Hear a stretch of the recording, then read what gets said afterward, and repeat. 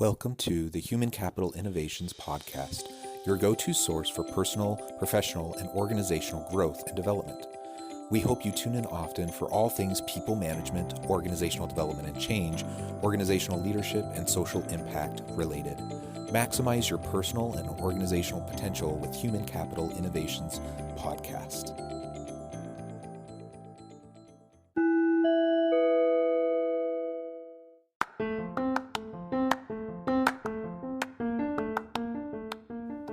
Welcome to the Human Capital Innovations Podcast. In this HCI podcast episode, I talk with Dan Gallagher about elevating individual and organizational self-awareness as a leader.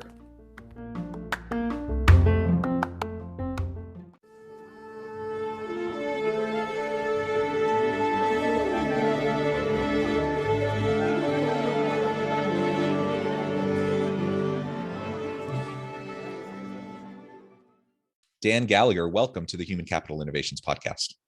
Thanks so much, John. Great to be here. Yeah, it's great to be with you. I'm super excited for this conversation. Today, we're going to be exploring how we can go about elevating individual and organizational self-awareness as a leader. I love this topic, and I'm so glad you pitched the idea because I think it's just going to be a fascinating conversation. And of course, within the realm of this topic, we'll explore a little bit about some of the trends in HR and employee experience and what we can do to make sure that we're having a really healthy, dynamic organization that everyone has the opportunity to thrive.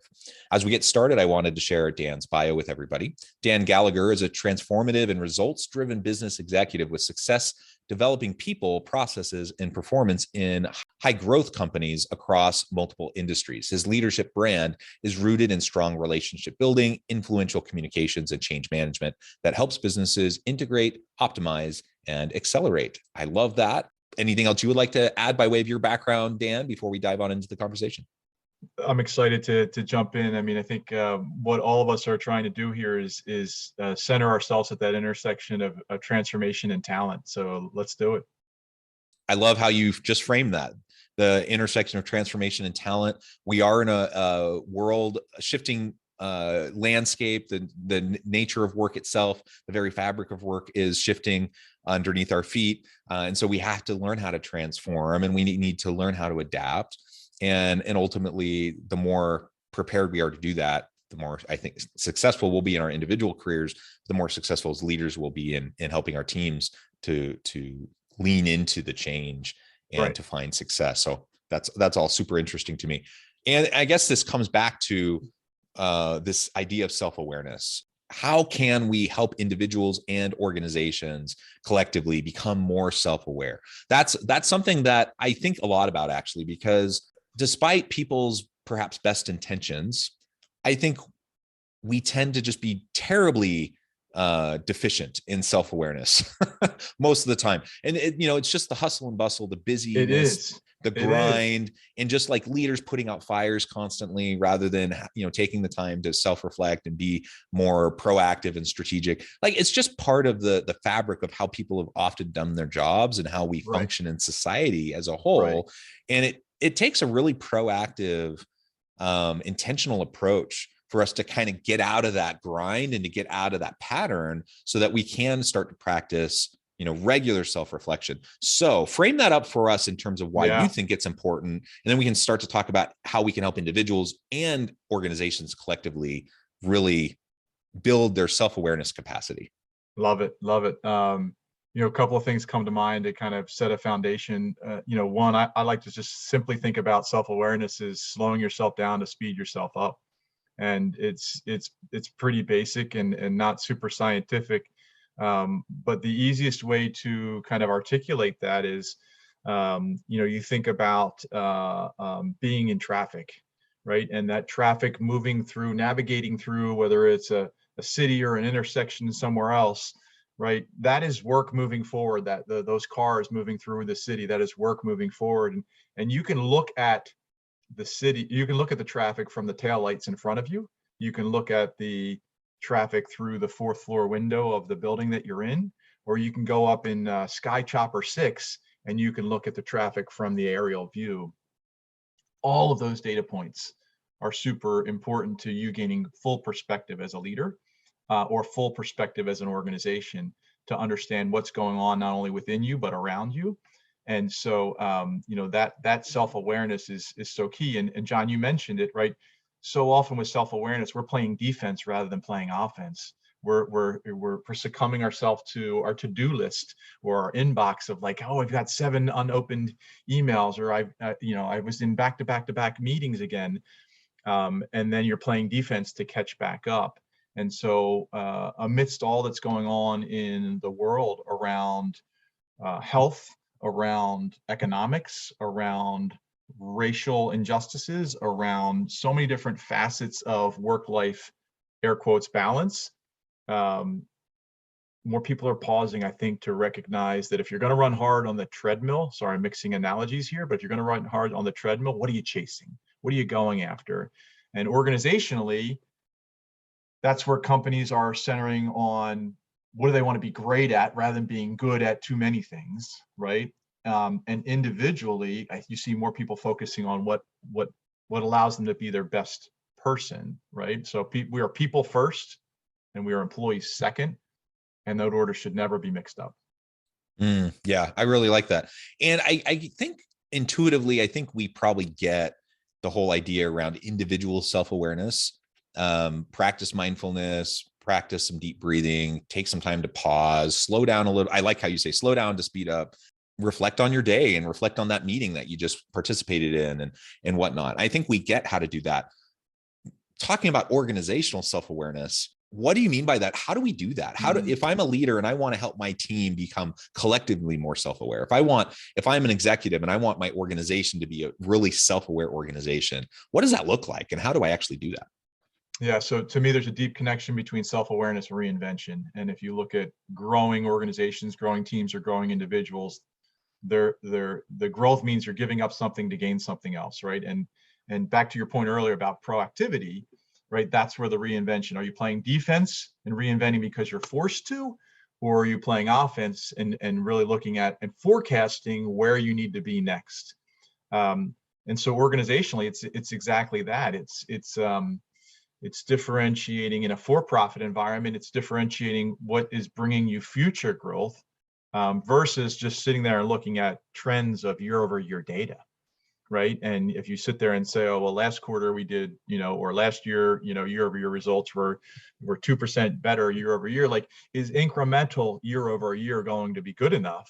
Or are there leapfrog moments that need to be strategically defined and decided to sit there and say, maybe that's not our hero product anymore, or maybe that's not our go-to-market approach.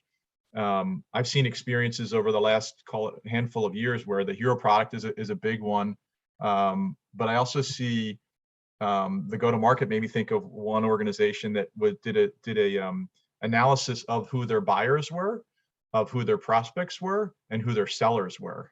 Like that's being up in chopper 6, right? And figuring out, what does it look like? You're not going through a to-do list. You're actually, reflecting on that. And from that, they changed their hiring practices, and that influenced their go-to-market approach. And now that influenced their sales.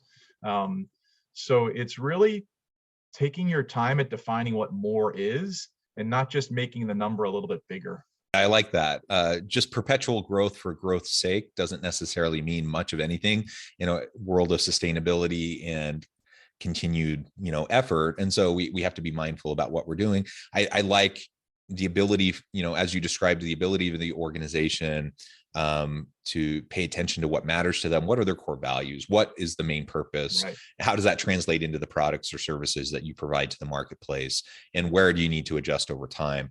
And this goes beyond, I think, there's a big push for a long time for organizations to have their 5-year rolling strategic plan. I mean, at first it was like, just have a strategic plan. And then right. Let's update it. And then we started talking about, let's have a 5-year rolling strategic plan. I think that process, it's a good self-reflective process to go through. It helps you be more self-aware, but in and of itself, I don't think it's enough. And really we've, in my mind, we've moved past that. We've moved to the point where we just need a kind of a continual self-evaluation because doing the annual thing, it isn't fast enough for us to be able to make the needed adjustments. So how would you how do you think about this organizational self-awareness as it relates to kind of the traditional strategic planning process, and how might we tweak that to create the mechanism for this kind of continual self-renewal? Yeah. So to me, the essence of activation around organizational reinvention truly comes through middle management, right? And how middle management can play out, whether it is around influencing, and we're speaking hierarchically here, which goes against all the grains in my soul. But whether the middle management is influencing up, over, or with their teams, each of them play a significant role, but those middle managers are the ones that can activate change more than any. And Jim Collins did a lot of great research around first team being your peers, and that's such a meaningful model. And so when you look at that strategic planning process and that LRP discussion, the 5-year plan, right, that's usually sitting in a more executive space. And the question is, how is that being activated throughout their teams? And so, what organizations that are really being operationally authentic now are doing is creating much more intentional listening exercises where they can learn from those that are interacting with either the customers or the communities that they interact with, or the frontline employees that do that work and are more in touch with the work. And they're listening and they're connecting the dots between what employees are saying and what customers are saying, and using that as insight. So when you look at, gosh, to your point, around 5, 10, 15 years ago with around strategic planning, the same thing holds true in how organizations, especially growing organizations, bigger organizations, were looking at data. And historically, it was like, first you started looking at your financial data, and maybe you had some focus on your sales data. And then retention and customer satisfaction became a focus. So now this blitz around business intelligence and analytics around customer data became important. And what some of the more progressive and productive organizations are doing now is connecting that to their employee experience data, which is really meaningful, because amidst a great resignation, amidst trying to create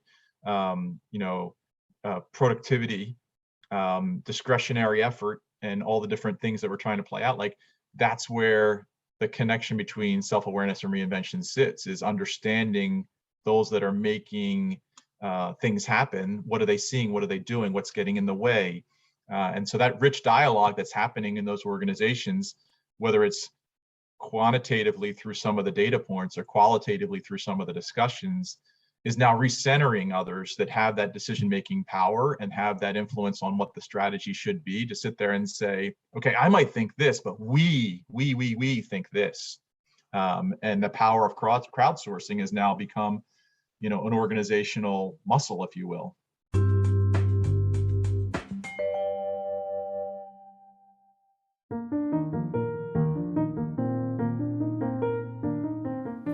Check out our new weekly LinkedIn newsletter, Alchemizing Human Capital, exploring industry trends via original research and interviews with executives and thought leaders from across the globe. We look forward to having you join us.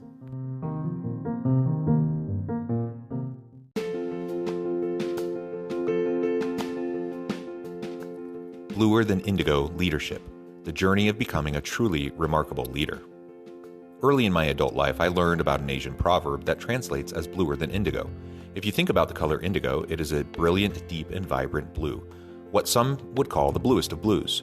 To have something that is bluer than indigo is rare and truly remarkable. Contrary to popular myth, there is no one-size-fits-all or cookie-cutter approach to effective leadership. There is no silver bullet, no secret sauce, no go-to model that will solve all of your problems. The truth is, great leaders have all had their unique strengths and flaws, and have all had to discover and then pave their own distinctive path in their life's journey to fulfill their leadership potential. Bluer Than Indigo Leadership will help you discover your own path and explore those ordinary, everyday actions that will help you respond to an uncertain future and produce extraordinary results for individuals, teams, and organizations.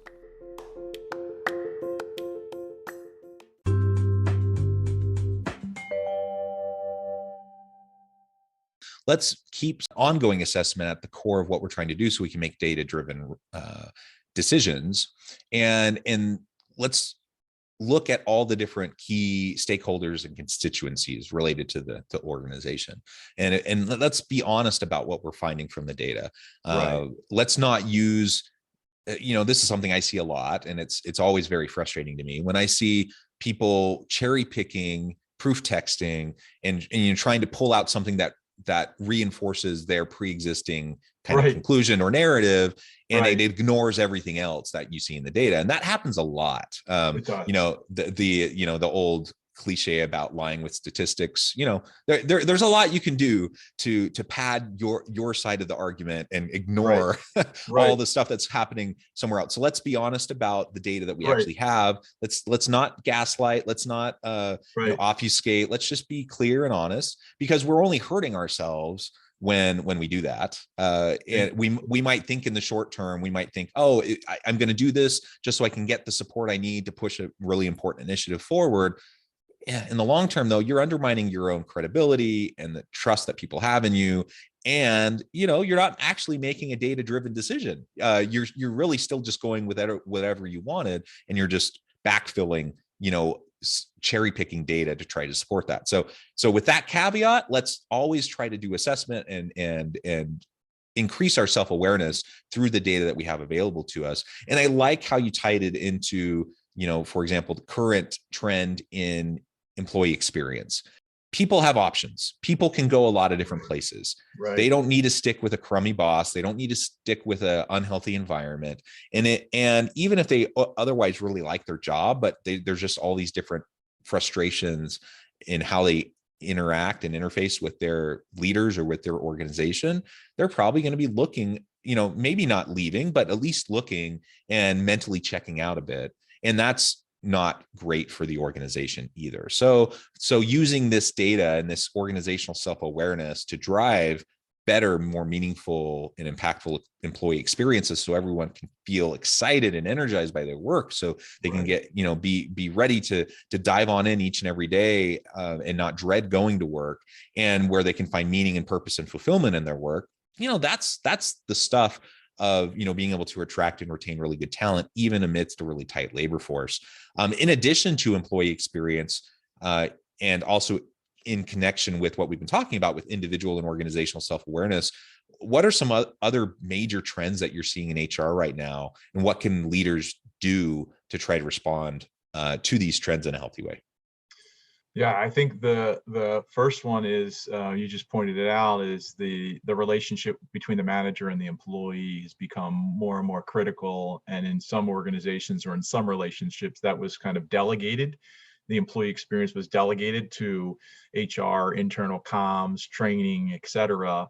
And there's much more significant ownership needed, as the world has become more remote.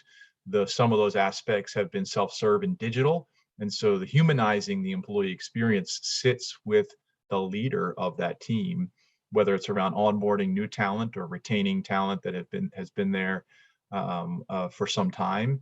And it's really around understanding what they want to get out of the work. Gone are the expectations that someone will ride an entire career at a firm, or want to do the traditional 2.7 years in the job before they get itchy. And so to me, what I see more and more leaders doing is helping to open the door to coaching, feedback, growth, development planning by saying, where do you want to be next? And when do you want to be there? And creating vulnerable and transparent conversations so that you can, if it's either going to be a secret and they're going to leave the org, or you can help catapult them within the org. Now, obviously, dependent upon the size of the org and the opportunities that they're looking for.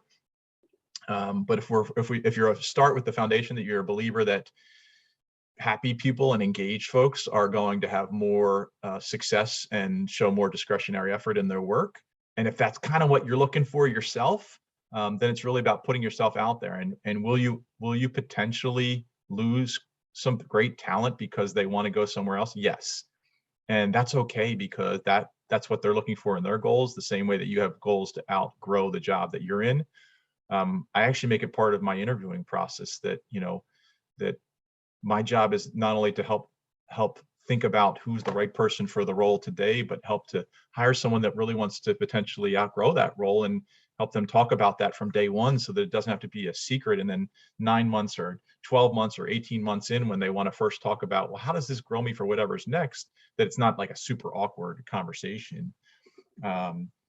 And so I think just having an openness around that, and that's really where I think the Great Resignation has put authentic pressure on those discussions. You talk to any recruiter today, John, like most of them are saying the first question's around explain your culture, and the second question's around work remote, and then it's like, oh yeah, what's the job description? um, and amidst all this solitude and loneliness was a theme before COVID hit.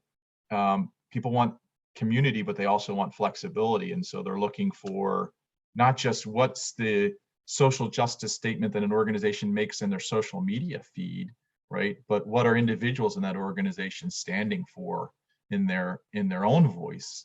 And I think that's, the fabric of how, people will rally their energies around career decisions going forward. It seems to happen, you can talk about great moments and very somber moments in the world where there were things like the Industrial Revolution, or there were things like some of this these moments of pause, of slowing yourself down to speed yourself up, come after massive tragedies like post 9/11 and what the workforce looked like post 9/11. There was a lot of questioning: is this what I want to do? And I think folks are in a similar place here, and it's helping people find a comfortable answer that is meaningful to them, right? That matters. Yeah, I think as we think about the Great Resignation, or what some people have called the Great Reevaluation or the Great Awakening, it comes back to this self-awareness piece, and people just coming to the realization that, I'm not willing to put up with a crappy boss, a crappy job, an unhealthy environment where I don't feel fulfilled. I want to have opportunities to learn and to grow, and I have opportunities, I'm going to go take them. Now that people realize that, and they've been able to go through that, they've had the time and the space to go through that self-reflective and process to become more self-aware and to understand their core values, and perhaps jettison some of the societally imposed values that they thought they had. They were just going along with the norms that they thought they were supposed to. Now they realize they don't need to. And so we've seen a lot of increased level of self-awareness for many individuals. Let's remember, as organizations, if we want to attract and retain great people, we have to be really, really committed to that same self-awareness process and self-discovery, or we're really going to miss the boat. And genuinely, authentically strive to be self-aware. So just collecting data, doing customer surveys, employee surveys, that isn't enough, because we so many people are so cynical about those things, because so often nothing ever happens. You take the survey, and then maybe 3 months to 6 months later you might hear something about it, but nothing really changes, and there's so much time lag anyways that you just become cynical, and you don't really think anyone's listening, or that they really care, and that it's impacting any actual decisions. Whether that's accurate or not, that's the feeling, right? And that's the perception. So we need to make it a much more continual process. We need to listen more, and truly listen to understand, and then actually have that feed into maybe shifts in policy or practice. Finding ways to, as an organization, we need a question: why does that policy exist? It may have served us for a time, but the landscape has shifted. And do we need that policy in place now? We're not locked in to policy. Policy was written, and it can be unwritten. It can be changed.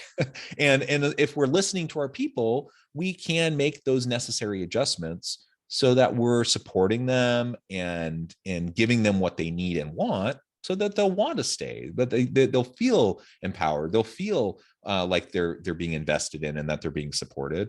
And then the organization will be able to continue to innovate and to thrive, because you'll have good people. And if that doesn't happen, you're going to lose a lot of your good people. Yeah, there's a great HBR article on organizational ambidexterity. You have to say that very slowly. But the two different models it presents, and I forget the thought leader that wrote it, and I apologize. There's an external focus around thinking about what's next, right? Your next great product or growth engine, right? But you just spoke to the internal focus, right? That there's policies, practices, culture, standards, et cetera, that are outdated, that are exclusive, that are inequitable, and that are being challenged now. And you're right, there's no reason to wait. And employees are watching, right? What level of energy and effort are you focusing on your product development strategy versus some of those internal standards that are in place? And if the balance isn't there, they're raising their hand and saying, why not? And I think it's great exercise to increase that organizational self-awareness, where the teams are saying, we need you to listen more. Yeah, I completely agree. I think that's very well said. Well, Dan, it has been a real pleasure talking with you. I note the time, and I'm going to have to let you go here in just a few minutes. So before we close, I wanted to give you a chance to share with listeners how they can get connected with you, find out more about your work, your team, and then give us a final word on the topic for today. Thanks, John. I appreciate it. Obviously, happy to connect on LinkedIn. I also have my book up on Amazon, The Self-Aware Leader. And finally, our company website is Exude Inc., EXUDEINC.com. And happy to connect with any of your listeners. As I think about a final thought, I think one of the most important aspects of being self-aware right now is knowing when you need to ask for help. There's a lot of stress on all of us inside and outside of work. And I love to use the piggyback metaphor, that there's certain days where you as a leader can give someone a piggyback, but there's certain days where you need to get a piggyback. And in order for you to be a great leader and be a great, be healthy as a person, much of this is about managing your own health, your physical, your spiritual, mental. And so it's really recognizing those spaces where you need a favor, you need a piggyback, and then helping your friend or your colleague when they need one. I love it. Thanks, Dan. It's been a pleasure. I encourage listeners to reach out, get connected, find out more about what Dan can do for you, check out his book. And as always, I hope everyone can be healthy and safe, that you can find meaning and purpose at work each and every day. And I hope you all have a great week.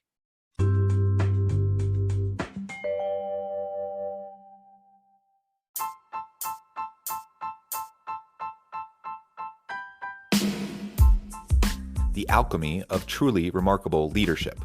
Ordinary, everyday actions that produce extraordinary results. Consider how the nature of work has shifted over the past 50 years.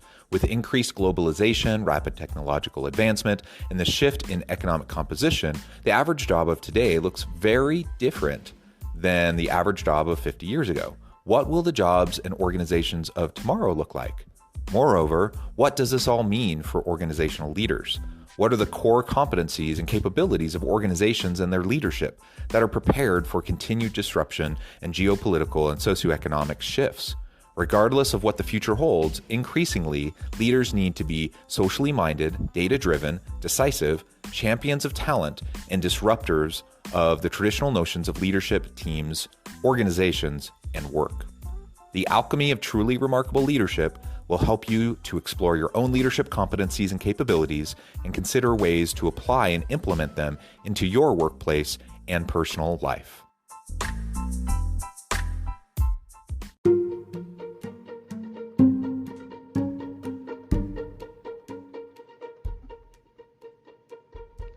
Check out Human Capital Innovations magazine, Human Capital Leadership. Human Capital Leadership is a free, interactive e-magazine with the mission to help individuals, leaders, and organizations find innovative approaches to maximize their human capital potential. We publish issues quarterly in August, November, February, and May. Take a look at the latest issue and let us know what you think.